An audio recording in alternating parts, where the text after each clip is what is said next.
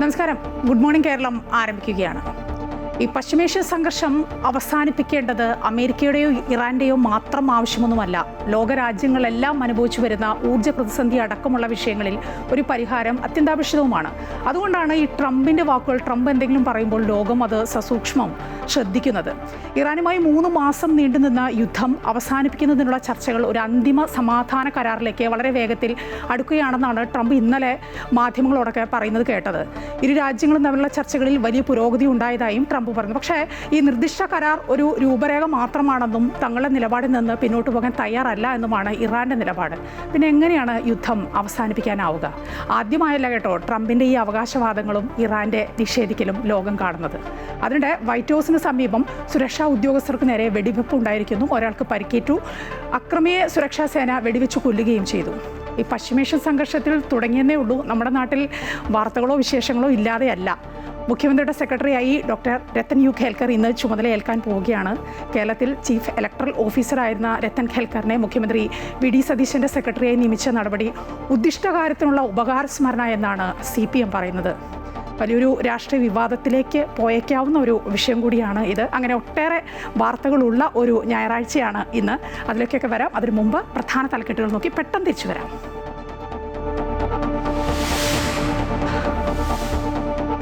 Doctor Ratan U Khelkar മുഖ്യമന്ത്രിയുടെ സെക്രട്ടറിയായി ഇന്ന് ചുമതലയേൽക്കും. സ്ഥാനമേൽക്കുന്നത് പ്രതിപക്ഷ വിമർശനങ്ങൾക്കിടെ. ഇന്ന് തന്നെ ചുമതലയേൽക്കുന്നത് മുഖ്യമന്ത്രിയുടെ നിർദ്ദേശപ്രകാരം. മുഖ്യമന്ത്രി ഇന്ന് പറവൂരിൽ നടൻ മോഹൻലാൽ പൗരാവലിയുടെ ആദരം മുഖ്യമന്ത്രിക്ക് സമർപ്പിക്കും.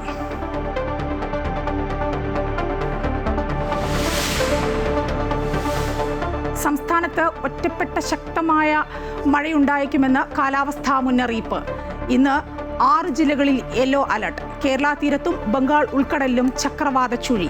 വരുന്ന 5 ദിവസം കേരള ലക്ഷദ്വീപ് തീരത്ത് മത്സ്യബന്ധനത്തിന് വിലക്ക്. 2 ദിവസത്തിനകം സംസ്ഥാനത്ത് കാലവർഷമെത്തും.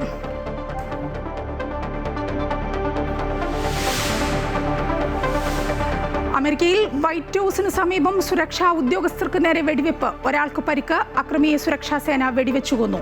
മേഖലയിൽ അതീവ ജാഗ്രത. ഇറാനുമായുള്ള സമാധാന കരാർ അന്തിമഘട്ടത്തിലെന്നും പ്രഖ്യാപനം ഉടനെന്നും പ്രസിഡന്റ് ഡൊണാൾഡ് ട്രംപ്. ട്രംപിന്റെ നിലപാട് തള്ളി ഇറാൻ. ഹോർമൂസ് കടലിടുക്കിൽ നിയന്ത്രണം തുടരുമെന്ന് ഇറാൻ.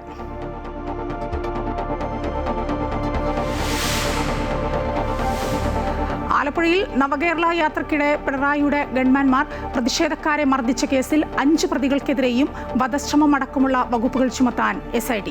വകുപ്പുതല നടപടിക്കും ശുപാർശ. കേസ് അട്ടിമറിക്കാൻ ശ്രമിച്ച ADGP MR അജിത് കുമാറിന്റെ നടപടികളും അന്വേഷണ പരിധിയിലേക്ക്.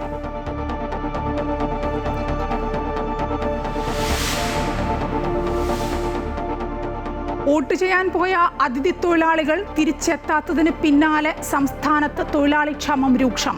ചെറുകിട സംരംഭകർ ഉൾപ്പെടെ പ്രതിസന്ധിയിൽ. വിമാന ടിക്കറ്റ് ഉൾപ്പെടെ വാഗ്ദാനം ചെയ്തിട്ടും മടങ്ങാൻ വിമുഖത കാട്ടി അതിഥി തൊഴിലാളികൾ.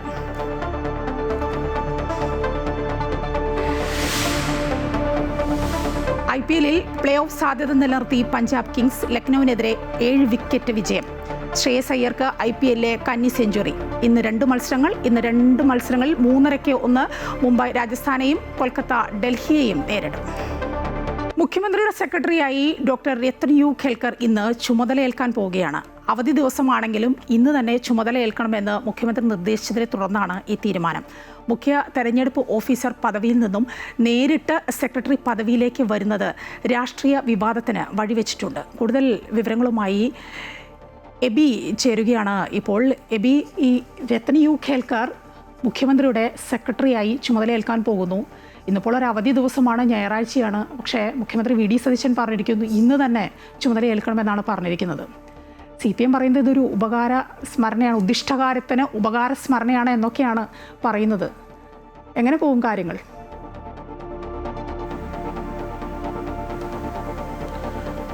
മായ, ഈ തീരുമാനം അതിനെതിരെ ശക്തമായ രീതിയിലുള്ള വിമർശനങ്ങൾ കഴിഞ്ഞ ദിവസങ്ങളിൽ തന്നെ വന്നിരുന്നു.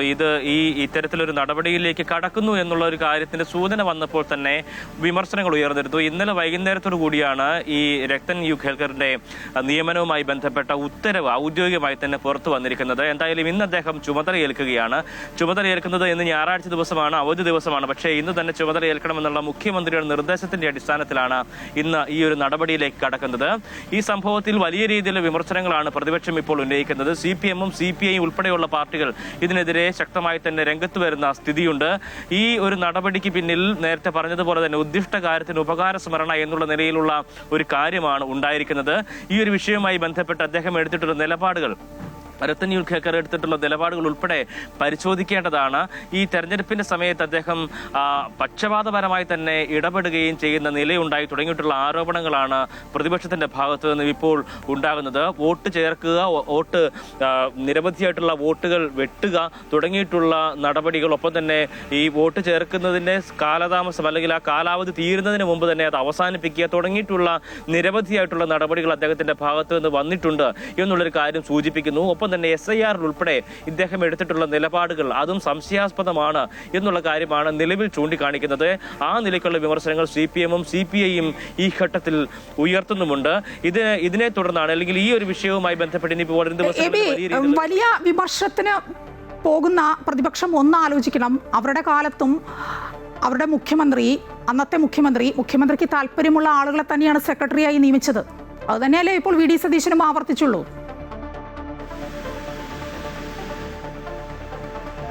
ആ നിലയ്ക്ക് ഓരോ സർക്കാർ വരുമ്പോഴും സ്വാഭാവികമായി ഉദ്യോഗസ്ഥ തലത്തിലുള്ള നിയമനങ്ങൾ സ്വാഭാവികമായി മാറും, അല്ലെങ്കിൽ അത് ആ നിലയ്ക്ക് നടത്തും. പക്ഷേ ബംഗാളിൽ ഇതിന് സമാനമായ രീതിയിലുള്ള നടപടി എടുത്തപ്പോൾ അവിടെ വിമർശനം ഉന്നയിച്ചത് രാഹുൽ ഗാന്ധി ആയിരുന്നു. അത് ഒരു തരത്തിൽ ന്യായീകരിക്കാൻ കഴിയില്ല എന്നുള്ള തരത്തിലേക്കുള്ള വിമർശനങ്ങളൊക്കെ തന്നെയും രാഹുൽ ഗാന്ധി അന്ന് ഉന്നയിക്കുകയും ചെയ്തിരുന്നു.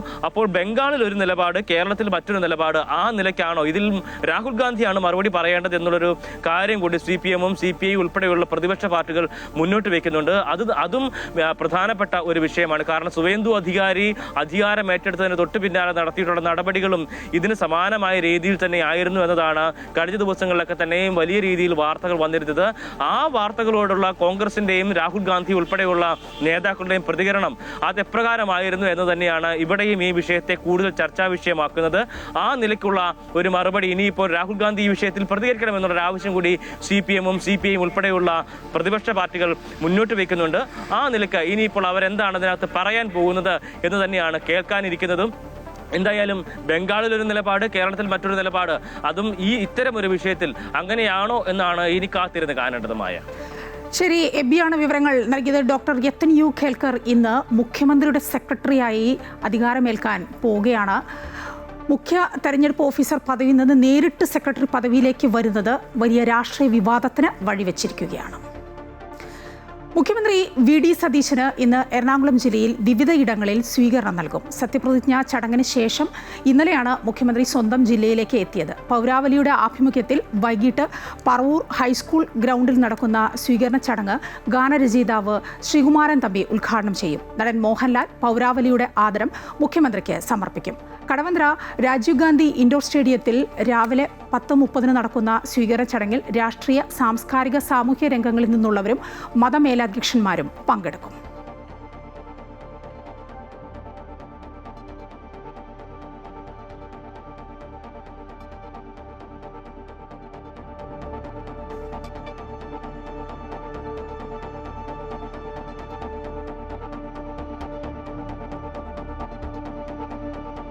റവന്യൂ മന്ത്രി AP അനിൽകുമാറിന്റെ മകൻ AP അർജുന്റെ വിവാഹം ഇന്ന് ഗുരുവായൂരിൽ നടന്നു.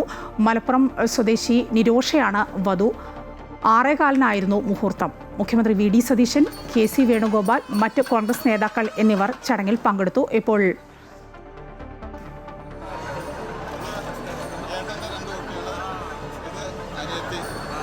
ഗുരുവായൂരിൽ നിന്ന് ഹരീഷ് ചേരുകയാണ്. ഹരീഷ്, റവന്യൂ മന്ത്രിയുടെ മകന്റെ വിവാഹം നടന്നിരിക്കുന്നു. അർജുന്റെ വിവാഹം ഗുരുവായൂരിൽ. പ്രമുഖരെല്ലാം പങ്കെടുത്തിട്ടുണ്ട് അല്ലേ ചടങ്ങിൽ, മുഖ്യമന്ത്രി അടക്കം. ദൃശ്യങ്ങളിൽ നിന്ന് വ്യക്തമാണ്.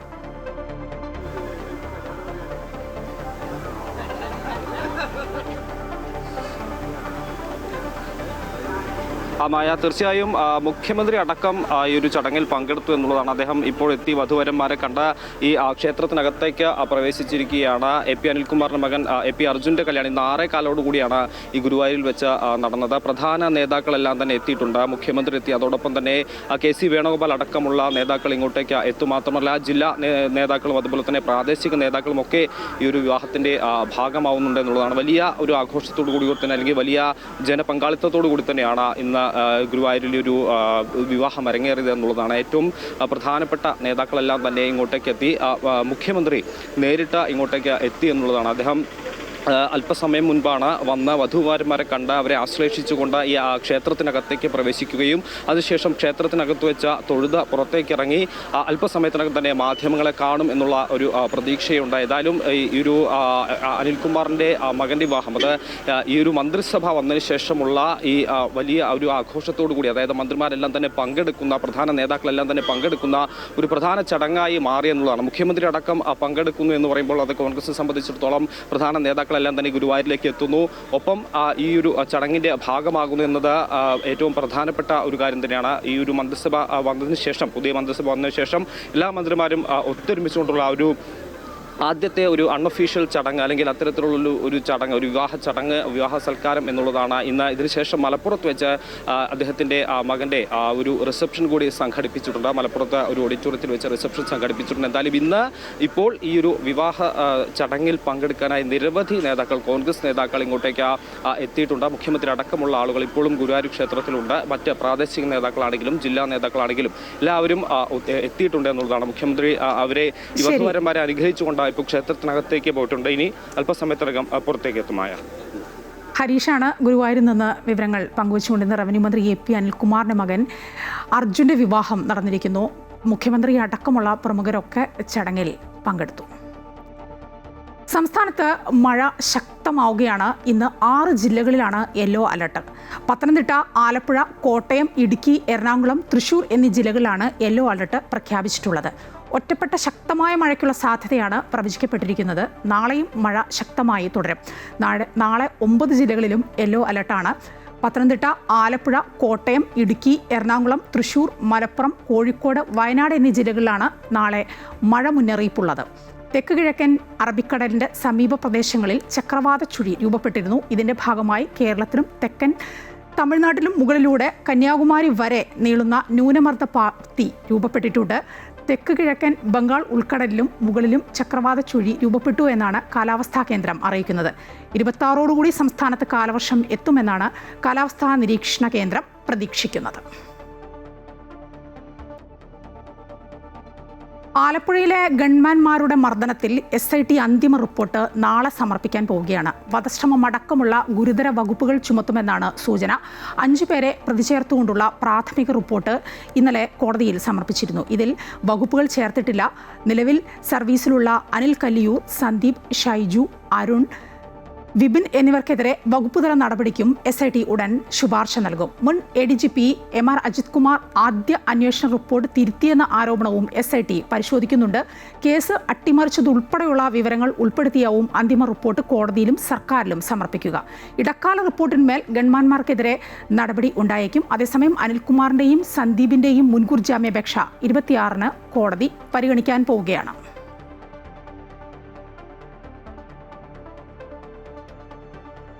American state secretary Marco Rubio ഇന്ന് വിദേശകാര്യമന്ത്രി S ജയശങ്കറുമായി കൂടിക്കാഴ്ച നടത്തും. പശ്ചിമേഷ്യൻ സംഘർഷം ഉൾപ്പെടെ വിവിധ വിഷയങ്ങൾ ചർച്ചയാവും. 4 ദിവസത്തെ സന്ദർശനത്തിനായി ഇന്ത്യയിലെത്തിയ മാർക്കോ റൂബിയോ ഇന്നലെ ഡൽഹിയിൽ പ്രധാനമന്ത്രി നരേന്ദ്രമോദിയുമായി കൂടിക്കാഴ്ച നടത്തിയിരുന്നു. ലോക നന്മയ്ക്കായി ഇന്ത്യയും അമേരിക്കയും ഒരുമിച്ച് നിൽക്കുമെന്ന് ചർച്ചയ്ക്ക് ശേഷം പ്രധാനമന്ത്രി Xൽ കുറിച്ചു. ചൊവ്വാഴ്ച ക്വാഡ് വിദേശകാര്യ മന്ത്രിമാരുടെ യോഗത്തിലും മാർക്കോ റൂബിയോ പങ്കെടുക്കും.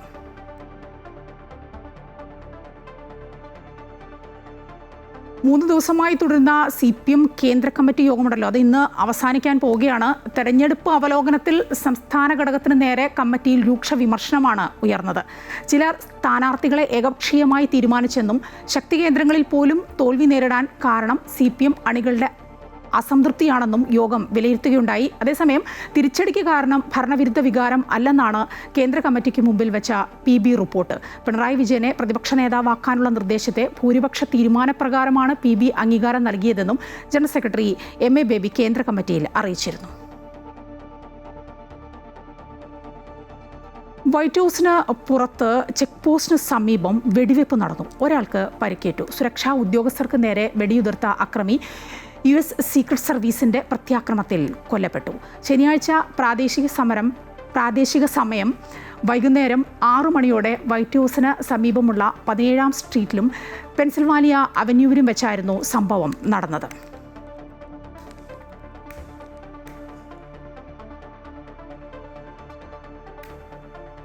ബാഗിൽ നിന്നും തോക്കെടുത്ത് സുരക്ഷാ ജീവനക്കാർക്ക് നേരെ അക്രമി തുരുതുര വെടിവെക്കുകയായിരുന്നു.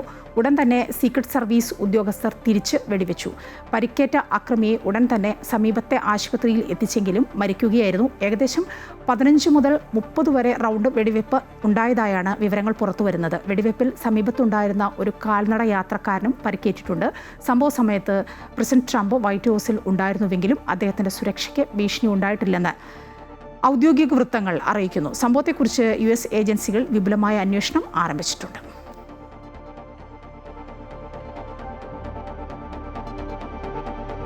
ഇറാനുമായുള്ള സമാധാന കരാറിന്റെ ഭൂരിഭാഗം ചർച്ചകളും പൂർത്തിയായതായും വിശദാംശങ്ങൾ ഉടൻ പ്രഖ്യാപിക്കുമെന്നും പ്രസിഡന്റ് ട്രംപ്. ഹോർമൂസ് കടലിടുക്ക് വീണ്ടും തുറക്കുന്നത് ഉൾപ്പെടെയുള്ള കാര്യങ്ങളിൽ ഇരു രാജ്യങ്ങളും തമ്മിൽ ധാരണയിലെത്തിയതായി ട്രംപ് വ്യക്തമാക്കി. സൗദി, UAE, ഖത്തർ തുടങ്ങിയ പശ്ചിമേഷ്യൻ രാജ്യങ്ങളിലെ നേതാക്കളുമായി സമാധാന കരാറിനെക്കുറിച്ച് ചർച്ചകൾ നടത്തിയെന്നും ട്രംപ് ദ ട്രൂത്ത് സോഷ്യലിൽ കുറിച്ചു. ഇസ്രായേൽ പ്രധാനമന്ത്രി ബെഞ്ചമിൻ നെതന്യാഹുവുമായും ട്രംപ് ചർച്ച നടത്തിയിട്ടുണ്ട്. ഇറാൻ ഒരു സാഹചര്യത്തിലും ആണവായുധം നിർമ്മിക്കില്ലെന്ന് ഉറപ്പുവരുത്തുന്ന വ്യവസ്ഥകൾ ഉൾപ്പെടുത്തിയതായിരിക്കും അന്തിമ കരാറെന്നും ട്രംപ് വ്യക്തമാക്കി. അതേസമയം ഹോർമൂസ് കടലിടുക്കിന്റെ നിയന്ത്രണം ഇറാന് നൽകുമെന്നാണ് ഇറാനിയൻ വാർത്താ ഏജൻസിയായ ഫാർസ് റിപ്പോർട്ട് ചെയ്തത്. എന്നാൽ കരാർ അന്തിമഘട്ടത്തിലാണെന്ന ട്രംപിന്റെ പ്രസ്താവന യാഥാർത്ഥ്യത്തിന് നിരക്കാത്തതെന്നാണ് ഇറാൻ നേരത്തേതുപോലെ തന്നെ ഇപ്പോഴും പ്രതികരിച്ചത്. മുൻ മന്ത്രി റോഷി അഗസ്റ്റിനെതിരെ വിജിലൻസ് അന്വേഷണം. മലങ്കര ടൂറിസം പദ്ധതിയിലെ 112 കോടിയുടെ ക്രമക്കേട് പരാതിയിലാണ് അന്വേഷണം. ഇടുക്കി വിജിലൻസ് ഡിവൈഎസ്പിക്കാണ് അന്വേഷണ ചുമതല നൽകിയിരിക്കുന്നത്. കൂടുതൽ വിവരങ്ങളുമായി എബി ചേരുകയാണ്. എബി, റോഷി അഗസ്റ്റിനെതിരെ വിജിലൻസ് അന്വേഷണത്തിന് ഉത്തരവിട്ടിരിക്കുന്നു. ഏത് കേസുമായി ബന്ധപ്പെട്ടാണ്? എന്താണ് അതിൻ്റെ ഒരു പശ്ചാത്തലം? അത് എന്താണ്?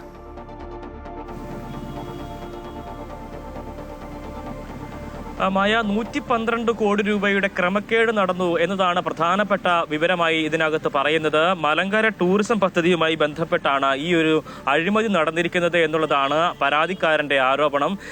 ഇടുക്കി മുട്ടം സ്വദേശിയായിട്ടുള്ള ബേബി ജോസഫാണ് ഇത്തരത്തിലൊരു പരാതി നൽകിയിരിക്കുന്നത്. അദ്ദേഹം ഒരു കോൺഗ്രസ് പ്രവർത്തകൻ കൂടിയാണ്. അദ്ദേഹം നൽകിയിരിക്കുന്ന പരാതിയിൽ വിജിലൻസ് ഇപ്പോൾ അതിന്റെ അന്വേഷണ നടപടികളിലേക്ക് കടന്നിരിക്കുകയാണ് എന്നുള്ളതാണ്. ഈ പദ്ധതി നടത്തിപ്പുമായി ബന്ധപ്പെട്ട ഒരു കമ്പനിക്ക്, അത് FSIT redefine destination private limited എന്ന കമ്പനിക്കാണ് ഈ കരാർ നൽകിയിരുന്നത്. അത് ടെൻഡർ നടപടി ഉൾപ്പെടെ വലിയ രീതിയിലുള്ള അഴിമതികൾ അല്ലെങ്കിൽ ക്രമക്കേടുകൾ ഇതുമായി ബന്ധപ്പെട്ട് നടന്നു. ഈ കമ്പനിയെ മാത്രം ഉദ്ദേശിച്ചുകൊണ്ടാണ് അത്തരത്തിലൊരു നടപടികളിലേക്ക് കടന്നത്. ടെൻഡർ കൃത്യമായ രീതിയിൽ വിളിച്ചില്ല തുടങ്ങിയിട്ടുള്ള കാര്യങ്ങളാണ് പറഞ്ഞു വെക്കുന്നത്. ഒപ്പം തന്നെ ഈ പദ്ധതിയുടെ നടത്തിപ്പുമായി ബന്ധപ്പെട്ട ലാഭവിഹിതത്തിൽ 3.5% മാത്രമായിരിക്കും സർക്കാരിലേക്ക് പോവുക. ബാക്കിയൊക്കെയും ലഭിക്കുന്നത് ആ കമ്പനിക്ക് തന്നെയായിരിക്കും എന്നുള്ളതാണ് ഈ ആരോപണത്തിന്റെ മറ്റൊരു പ്രധാനപ്പെട്ട വിവരം എന്ന് പറയുന്നത്. ഈ സർക്കാർ അധികാരമേറ്റ് 6ാം നാളാണ് ഇത്തരത്തിൽ ഒരു മന്ത്രിക്കെതിരെ അന്വേഷണം പ്രഖ്യാപിക്കുന്ന ഒരു നടപടിയിലേക്ക് കടക്കുന്നത് എന്നത് ശ്രദ്ധേയമാണ്. സർക്കാർ അധികാരമേറ്റെടുത്ത് 2ാമത്തെ ദിവസം തന്നെ 1ാമത്തെ ദിവസം തന്നെ ഈ ഗൺമാന്മാർക്കെതിരെ, മന്ത്രിമാരുടെ, മുഖ്യമന്ത്രി സ്റ്റാഫിനെതിരെ അന്വേഷണം പ്രഖ്യാപിക്കുന്നു. ആ നടപടികളിലേക്ക് കടക്കുന്ന നിലയുണ്ടായി. എന്നാൽ കൃത്യം 6ാം ദിവസത്തിലേക്ക് എത്തുമ്പോൾ ഒരു മന്ത്രിക്കെതിരെ തന്നെ അന്വേഷണത്തിലേക്ക് കടക്കുന്നു എന്ന് തന്നെയാണ് എടുത്തു പറയേണ്ട ഒരു കാര്യം. കഴിഞ്ഞ 10 വർഷം അത് രക്ഷാപ്രവർത്തനത്തിന് ആളുകളാണെങ്കിൽ ഇപ്പോൾ ഇതാ ഈ ശിക്ഷാ പ്രവർത്തനത്തിന് നാളുകൾ ആരംഭിച്ചിരിക്കുന്നു എന്ന് തന്നെയാണ് നമുക്ക് ഈ നടപടികളിൽ നിന്ന് മനസ്സിലാക്കാൻ കഴിയുന്നത്. എന്തായാലും ഇതുമായി ബന്ധപ്പെട്ട് മന്ത്രി റോഷി ഈ ആരോപണങ്ങളെല്ലാം തന്നെ നിഷേധിക്കുന്ന ഒരു നില കൂടിയുണ്ട്. അദ്ദേഹം പറയുന്നത് നിരവധി തവണ പത്രങ്ങളിൽ ഉൾപ്പെടെ പരസ്യങ്ങൾ നൽകിയിരുന്നു ഈ ടെൻഡറുമായി ബന്ധപ്പെട്ട്. ആ ഒരു കമ്പനി മാത്രമാണ് ഈ ടെൻഡറിന് വേണ്ടി എത്തിയിരുന്നത് എന്നുള്ളതാണ്. തുടങ്ങിയിട്ടുള്ള കാര്യങ്ങൾ അദ്ദേഹവും വിശദീകരിക്കുന്നുണ്ട്. മായ എബിയാണ് വിവരങ്ങൾ നൽകിയത്. മുൻ മന്ത്രി റോഷി അഗസ്റ്റിനെതിരെ വിജിലൻസ് അന്വേഷണം വരുന്നു. മലങ്കര ടൂറിസം പദ്ധതിയിലെ 112 കോടിയുടെ ക്രമക്കേട് പരാതിയിലാണ് അന്വേഷണം വരുന്നത്. FSIT redefine destinations private limited കമ്പനിക്ക് കരാർ നൽകിയതിൽ വലിയ ക്രമക്കേടെന്നാണ് ആരോപണം ഉയരുന്നത്. മുട്ടം സ്വദേശി ബേബി ജോസഫാണ് പരാതിക്കാരൻ എന്ന് എബി റിപ്പോർട്ട് ചെയ്തു. മറ്റൊരു വാർത്തയിലേക്ക്. ടിനി ടോമിനെതിരെ അമ്മ സംഘടനയിൽ പരാതി നൽകി നടി നീന കുറുപ്പ്. അമ്മ കുടുംബ സംഗമത്തിനിടെ ടിനി അപമാനിച്ചുവെന്നും പരസ്യമായി അസഭ്യവും അശ്ലീലവും പറഞ്ഞുവെന്നും പരാതിയിൽ പറയുന്നു. ശാരീരികമായി ഭീഷണിപ്പെടുത്തിയെന്നും ആക്രമിക്കാൻ ശ്രമം നടത്തിയെന്നും നീന കുറുപ്പ് പരാതിയിൽ പറയുന്നുണ്ട്. കൂടുതൽ വിവരങ്ങളുമായി അശ്വതി ചേരുകയാണ്. അശ്വതി, അമ്മയിൽ തുടരെ വിഷയങ്ങളാണ് വന്നുകൊണ്ടേയിരിക്കുന്നത്. ഇപ്പോൾ ടിനി ടോമിനെതിരെ നടി നീന കുറുപ്പ് പരാതി നൽകിയിരിക്കുന്നു. പരാതിയുടെ ഒരു ഉള്ളടക്കം അത് ഏത് വിധത്തിലാണ് അശ്വതി? ഒരു പ്രാക്ടീസിന്റെ സമയത്ത്, അതായത് കുടുംബ സംഗമത്തിലെ ഒരു പ്രാക്ടീസിന്റെ സമയത്താണ് ഈ സംഭവം ഉണ്ടായത് എന്നാണ് നീന കുറുപ്പ് വ്യക്തമാക്കുന്നത്. പരസ്യമായി ടിനി ടോം അശ്ലീലവും അസഭ്യവും പറഞ്ഞു എന്നാണ്, ശാരീരികമായി ഭീഷണിപ്പെടുത്തുകയും ആക്രമിക്കാൻ ശ്രമിക്കുകയും ചെയ്തു എന്നും നീന കുറുപ്പിന്റെ പരാതിയിൽ പറയുന്നുണ്ട്. നടി അൻസിബയും ഇന്നലെ ഈ ടിനി ടോമിനെതിരെ രംഗത്ത് വന്നിരുന്നു. ഈ സംഭവത്തെ കുറിച്ച് ഇന്നലെ ടിനിയോട് ചോദിച്ചിരുന്നു. അതായത് ആ സമയത്ത് നടി പ്രിയങ്ക അടക്കം ടിനിക്ക് പിന്തുണയുമായി രംഗത്ത് വരികയാണ് ചെയ്തത്. അതിൽ പ്രിയങ്ക ഇന്നലെ പറഞ്ഞത്, ഏതെങ്കിലും ഒരു സമയത്ത്, അതായത് ഇത്തരത്തിലൊരു സ്റ്റേജിലൊക്കെ പോകുന്ന സമയത്ത് പറയുന്ന കാര്യങ്ങൾ അത് അശ്ലീലമോ അല്ലെങ്കിൽ കരുതിക്കൂട്ടി ആക്രമിക്കാനുള്ളതോ അല്ല, അത് സാധാരണഗതിയിൽ അങ്ങനെയൊക്കെ ഉണ്ടാകാറുള്ളതാണ് എന്നായിരുന്നു ഇന്നലെ നടി പ്രിയങ്ക അടക്കം പിന്തുണയുമായി ടിനി ടോമിനൊപ്പം മാധ്യമങ്ങളെ കണ്ട സമയത്ത് മാധ്യമങ്ങളോട് പ്രതികരിച്ചത്. എന്തായാലും ഈ സംഭവത്തിൽ പരാതിയുമായിട്ട് നീന കുറുപ്പ് പോയിരിക്കുകയാണ്. അതുകൊണ്ട് ഈ പരാതി ഏത് വിധത്തിലായിരിക്കും കൈകാര്യം ചെയ്യുക എന്നതാണ് ഇനി അറിയേണ്ടത്. ഒരുപക്ഷെ വീണ്ടും അമ്മ എക്സിക്യൂട്ടീവ് കമ്മിറ്റി ചേർന്നുകൊണ്ട് ഈ ടിനി ടോമിനെതിരായ പരാതികൾ വീണ്ടും കണക്കിലെടുക്കാനും ചർച്ച ചെയ്യാനുമുള്ള ഒരു സാധ്യത കൂടിയാണ് ഉള്ളത്. അത് ഉടൻ തന്നെ ഉണ്ടാകുമെന്നാണ് പ്രതീക്ഷിക്കുന്നത്. പരസ്യമായ അസഭ്യവും അശ്ലീലവും പറഞ്ഞു എന്നതാണ് നീന കുറുപ്പിന്റെ പരാതിയിൽ വ്യക്തമാക്കുന്നത്. ശാരീരികമായി ഭീഷണിപ്പെടുത്തുകയും ആക്രമിക്കാൻ ശ്രമിച്ചു എന്നും ഇതിൽ പറയുന്നുണ്ട്. എന്തായാലും ഈ അൻസിബയുമായി ബന്ധപ്പെട്ട വിഷയത്തിലും ഈ നീന കുറുപ്പ് പറഞ്ഞു എന്നതാണ് അൻസിബ വ്യക്തമാക്കുന്നത്. അതുകൊണ്ട് തന്നെ നീന കുറുപ്പ് ഇതിൽ വലിയ ഒരു പ്രധാനപ്പെട്ട ഒരു വിഷയമായിട്ട് വരികയാണ്. അവർ നേരിട്ട് കൊടുത്ത പരാതിയും അതുപോലെ തന്നെ അൻസിബയുടെ പരാതിയിലും നീന കുറുപ്പ് വരുന്നുണ്ട്. എന്തായാലും ഈ വിഷയത്തിൽ എക്സിക്യൂട്ടീവ് തന്നെ പിരിച്ചുവിടണമെന്നായിരുന്നു ഇന്നലെ അൻസിബ പറഞ്ഞത്. അത് പിരിച്ചുവിട്ടിട്ടുണ്ടെങ്കിൽ നന്നായിരുന്നു. ഒപ്പം തന്നെ ടിനി ടോമിനെ പുറത്താക്കണമെന്നും ആവശ്യപ്പെട്ടിട്ടുണ്ട്. എന്തായാലും ടിനി ടോമിനെതിരെ ഇത്തരത്തിൽ വീണ്ടും പരാതി വന്ന സാഹചര്യത്തിൽ എക്സിക്യൂട്ടീവ് കമ്മിറ്റി ചേർന്നുകൊണ്ടായിരിക്കും അക്കാര്യത്തിൽ ഒരു തീരുമാനമെടുക്കുക, എന്ത് നടപടി വേണം എന്ന കാര്യത്തിൽ ഒരു തീരുമാനമെടുക്കുക. എന്തായാലും ഇന്നോ നാളെയോ ഒക്കെ ആയിട്ട് എക്സിക്യൂട്ടീവ് കമ്മിറ്റി ഉണ്ടാകുമെന്നാണ് പ്രതീക്ഷിക്കുന്നത്. ഇന്ന് ഉച്ചയ്ക്ക് അമ്മയുടെ ഭാരവാഹികൾ മാധ്യമങ്ങളെ കാണും എന്നും അറിയിച്ചിട്ടുണ്ട്. അതുകൊണ്ട് തന്നെ ഏതെങ്കിലും തരത്തിലുള്ള ചർച്ചകൾ നടന്നിട്ടുണ്ടോ അല്ലെങ്കിൽ തീരുമാനങ്ങളോ നടപടികളോ എടുത്തിട്ടുണ്ടോ എന്നും ഇന്ന് ഉച്ചയ്ക്ക് തന്നെ അറിയാൻ സാധിക്കുമെന്നും പ്രതീക്ഷിക്കുന്നുണ്ട്. ശരി, അശ്വതിയാണ് വിവരങ്ങൾ നൽകിയത്. ടിനി ടോമിനെതിരെ അമ്മ സംഘടനയിൽ നടി നീന കുറുപ്പ് നൽകിയ പരാതി, അതിൽ ഇനിയിപ്പോൾ എന്ത് നടപടിയായിരിക്കും ഉണ്ടാവുക എന്ന്, എക്സിക്യൂട്ടീവ് യോഗമൊക്കെ ഉണ്ടല്ലോ ഇന്ന്, അമ്മ എന്ത് തീരുമാനം എടുക്കുമെന്ന് നമുക്ക് കണ്ടറിയാം. വോട്ട് ചെയ്യാൻ സ്വദേശമായ പശ്ചിമ ബംഗാളിലേക്ക് പോയ അതിഥി തൊഴിലാളികൾ തിരിച്ചു വരാത്തതിനെ തുടർന്ന് സംസ്ഥാനത്ത് തൊഴിലാളി ക്ഷാമം രൂക്ഷമാണ്. തൊഴിലാളി ക്ഷാമത്തെ തുടർന്ന് ചെറുകിട സംരംഭകർ ഉൾപ്പെടെ വലിയ പ്രതിസന്ധിയിലാണ്. വിമാന ടിക്കറ്റ് ഉൾപ്പെടെ വാഗ്ദാനം ചെയ്തിട്ടും അതിഥി തൊഴിലാളികൾ സംസ്ഥാനത്തേക്ക് മടങ്ങിയെത്താൻ വിമുഖത കാട്ടുകയാണ്.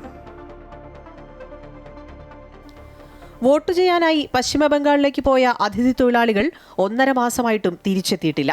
തിരികെ വരാൻ ഉയർന്ന ശമ്പളമാണ് ഇവർ ആവശ്യപ്പെടുന്നത്.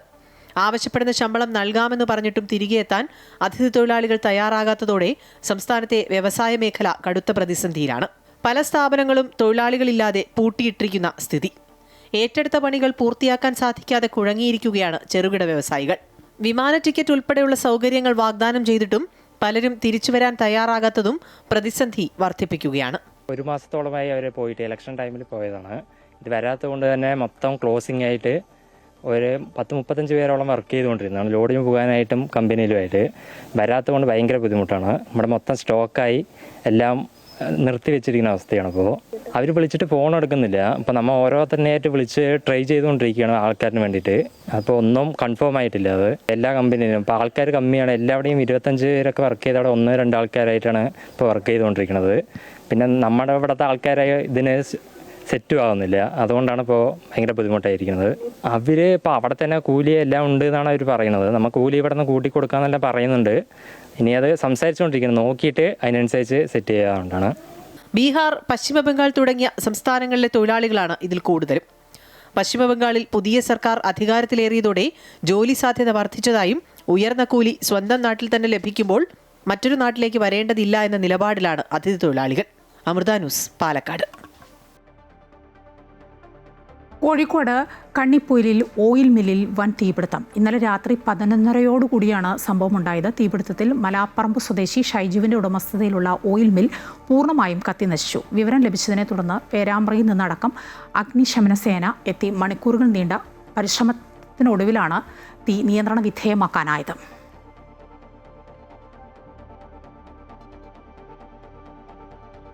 നമ്മുടെ സംസ്ഥാനത്ത് ഏറെ നാളായി ഈ വന്യമൃഗങ്ങൾ നാട്ടിലേക്ക് ഇറങ്ങുന്നത് അതൊരു വലിയ വിഷയമാണ്. സംസ്ഥാനത്തിൻ്റെ വിവിധ ഭാഗങ്ങളിൽ നിന്ന് അത്തരത്തിലുള്ള വിവരങ്ങൾ ഓരോ ദിവസവും ഞങ്ങളൊക്കെ പ്രേക്ഷകരിലേക്ക് എത്തിക്കാറുണ്ട്. അതുപോലെ ഒന്നാണ് ഈ പത്തനംതിട്ട കോന്നിയിലെ വിഷയം. കോന്നിയിൽ വീണ്ടും പുലി ഇറങ്ങി എന്നാണ് അറിയുന്നത്. കോന്നി കുളത്തുമണ്ണിൽ ജനവാസ മേഖലയിലേക്ക് ഇറങ്ങിയ പുലി 3 ആടുകളെ ആക്രമിച്ചു. ഇതിൽ 2 ആടുകൾ ചത്തു, 1 ഗുരുതരമായി പരിക്കേറ്റിട്ടുണ്ട്. വനം വകുപ്പ് സ്ഥാപിച്ച കൂടിന് തൊട്ടടുത്താണ് പുലിയുടെ ആക്രമണം ഉണ്ടായത്.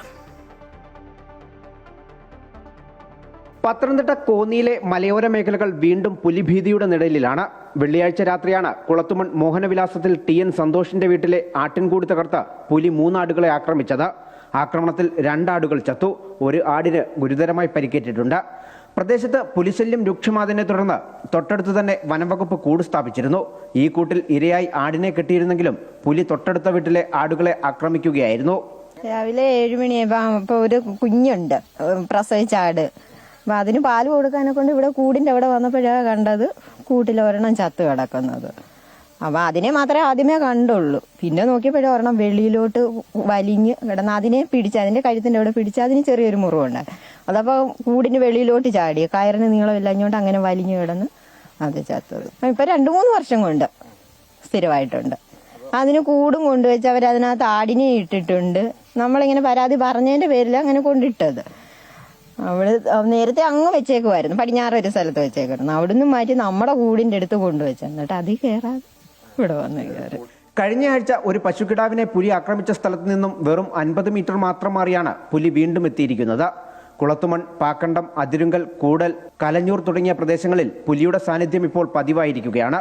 പ്രദേശത്ത് സാധാരണ പുലികൾക്ക് പുറമെ കരിമ്പുലിയുടെ സാന്നിധ്യവും വനംവകുപ്പ് സ്ഥിരീകരിച്ചിട്ടുണ്ട്. ഇതോടെ സന്ധ്യ കഴിഞ്ഞാൽ പുറത്തിറങ്ങാൻ പോലും ഭയന്ന് വീടുകൾക്കുള്ളിൽ കഴിയേണ്ട അവസ്ഥയിലാണ് നാട്ടുകാർ. ഇപ്പോൾ ഫോറസ്റ്റുകാരോടൊക്കെ പറഞ്ഞ് അവർ വന്ന് അവരോട് പറഞ്ഞിട്ടാണ് അവരിവിടെ കൂട് കൊണ്ട് വെച്ചത്.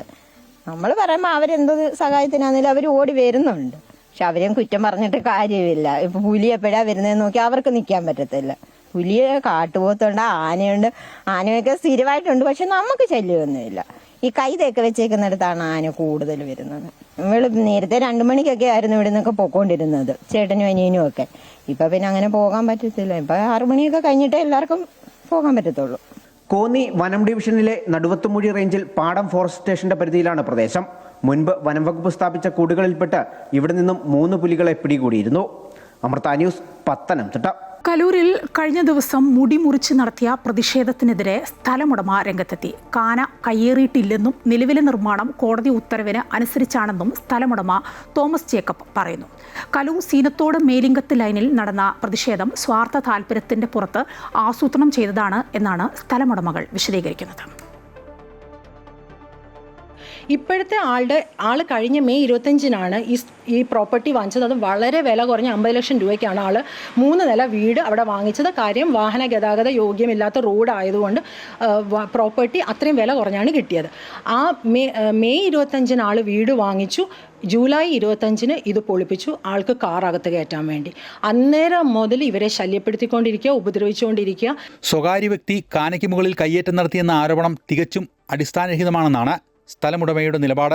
വർഷങ്ങളായി സ്വന്തം സ്ഥലത്തുള്ള കാന വെള്ളപ്പൊക്കം ഒഴിവാക്കാനുള്ള ഓപ്പറേഷൻ ബ്രേക്ക് ത്രൂവിൻ്റെ ഭാഗമായി കോർപ്പറേഷൻ നവീകരിച്ചിരുന്നു.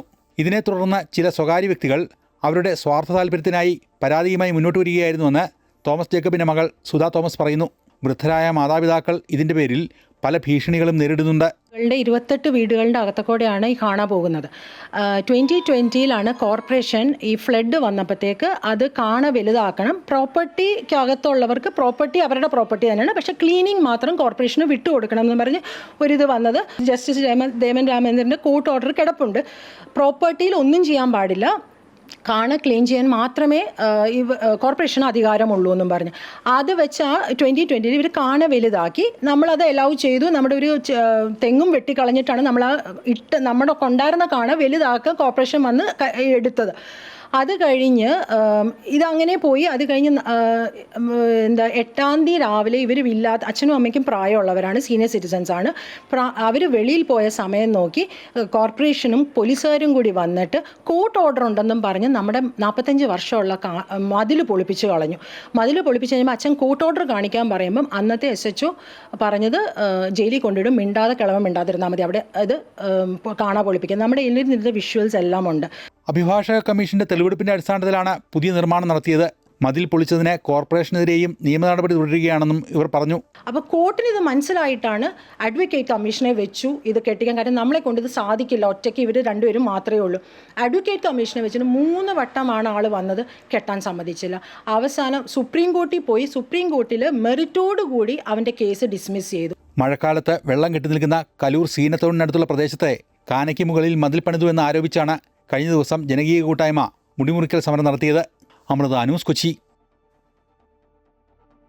കാലവർഷം എത്താൻ പോകുന്നു, അതോടൊപ്പം തന്നെ സ്കൂൾ തുറക്കാൻ പോവുകയാണ്. അതൊരു രസകരമായ സമയമാണ് ഈ സ്കൂൾ തുറക്കുന്ന സമയം. കുട്ടികളെല്ലാം ആവേശത്തിലാണ്, ഒപ്പം മാതാപിതാക്കൾ ഓട്ടമാണ്, ഓട്ടപ്പാച്ചിലാണ്. അവർക്ക് വേണ്ട ബാഗ് വാങ്ങണം, കുട വാങ്ങണം, പഠനോപകരണങ്ങൾ വേണം. കടകളിലൊക്കെ വലിയ തിരക്കാണ് ഇപ്പോൾ. ഇന്നിപ്പോൾ ഞായറാഴ്ചയാണെന്നുണ്ടെങ്കിലും ഇന്നിപ്പോൾ അവധി ദിവസമായതുകൊണ്ട് കടകളിലേക്കൊക്കെ ആളുകളുടെ ഓട്ടപ്പാച്ചിലായിരിക്കും. ഈ സാധനങ്ങളൊക്കെ വാങ്ങാൻ വേണ്ടി ദിവസമില്ലല്ലോ. തിരുവനന്തപുരത്ത് തൈക്കാട് പരേഡ് ഗ്രൗണ്ടിൽ ഏറ്റവും വലിയ പഠനോപകരണ വിപണന മേള ഒരുക്കിയിരിക്കുകയാണ്. അങ്ങനെ വിസ്മയം തീർത്തിരിക്കുകയാണ് തിരുവനന്തപുരം പോലീസ് സഹകരണ സംഘം. ആ റിപ്പോർട്ടൊന്ന് കാണാം.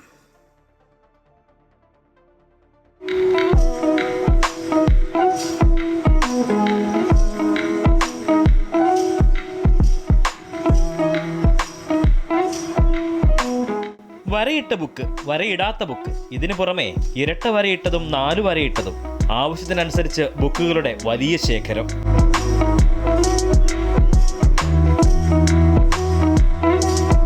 വാട്ടർ ബോട്ടിൽ, ബാഗുകൾ, കുടകൾ, ചെരുപ്പുകൾ, പേനയും പെൻസിലും മാർക്കറും തുടങ്ങി ബുക്ക് പൊതിയുന്ന പേപ്പറും നെയിം സ്ലിപ്പും വരെ. തൈക്കാട് പോലീസ് പരേഡ് ഗ്രൗണ്ടിൽ പോലീസ് സഹകരണ സംഘം തയ്യാറാക്കിയിരിക്കുന്ന സ്കൂൾ പഠനോപകരണ വിപണന മേളയിൽ തിരക്കോട് തിരക്കാണ്.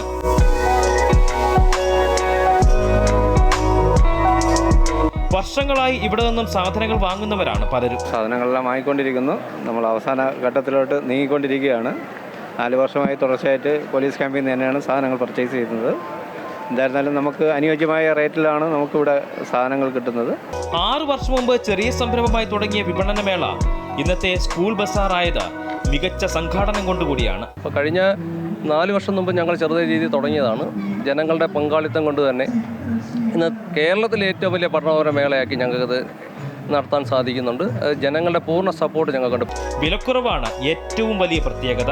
ഞങ്ങൾ ഉൽപ്പാദകരിൽ നേരിട്ട് 1 വർഷം മുമ്പ് തന്നെ അഡ്വാൻസ് ചെയ്തിട്ട് അവർ നേരിട്ട് സാധനം വാങ്ങുന്നതുകൊണ്ടാണ് ഇത്രയും ഒരു വില കുറവ് ഇവിടെ കൊടുക്കാൻ പറ്റുന്നത്. 60% മുതൽ 80% പല കാര്യത്തിനും ഞങ്ങൾക്ക് ഇവിടെ കുറച്ച് കൊടുക്കാൻ പറ്റുന്നുണ്ട്. എന്നാൽ ചില ബ്രാൻഡഡ് മെറ്റീരിയലുകൾക്ക് ഞങ്ങൾക്ക് ഒരു 40% വരെ വില കുറയ്ക്കും. അത് 1 പൈസ പോലും ഞങ്ങൾ അതിൽ നിന്ന് എക്സ്ട്രാ കൂട്ടിയിട്ടല്ല ചെയ്യുന്നത്.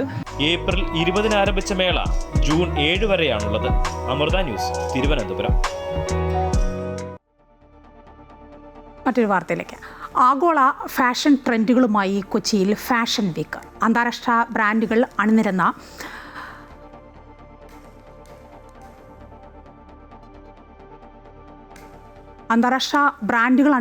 ലുലു ഫാഷൻ വീക്ക് 10ാമത് എഡിഷനാണ് കൊച്ചിയിൽ നടന്നത്. ഫാഷൻ രാവിൽ പ്രമുഖ മോഡലുകൾ റാമ്പിൽ ചുവടുവെച്ചു.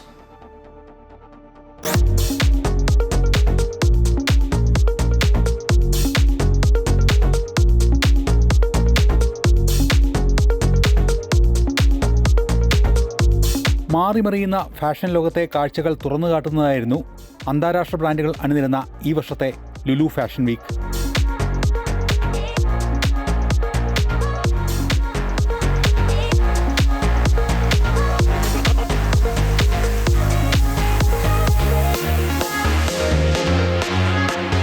ലുലു ഫാഷൻ വീക്കിന്റെ ഗ്രാൻഡ് ലോഞ്ച് നടിയും മോഡലുമായ ദീപ്തി സതി നിർവഹിച്ചു.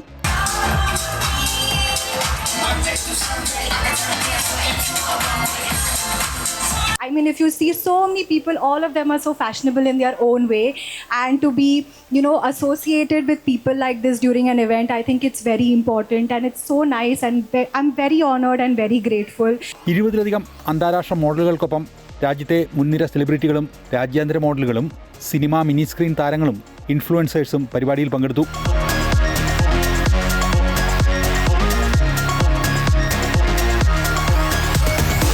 ലോകോത്തര ബ്രാൻഡുകളുടെ ആകർഷകമായ ഏറ്റവും പുതിയ സ്പ്രിംഗ് സമ്മർ കളക്ഷനുകൾ പ്രദർശിപ്പിച്ചുകൊണ്ട് ഫാഷൻ ഷോകൾ അരങ്ങേറി.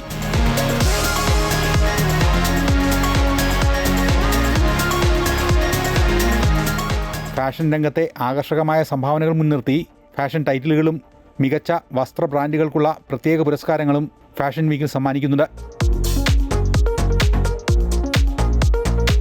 അമൃത ന്യൂസ്, കൊച്ചി.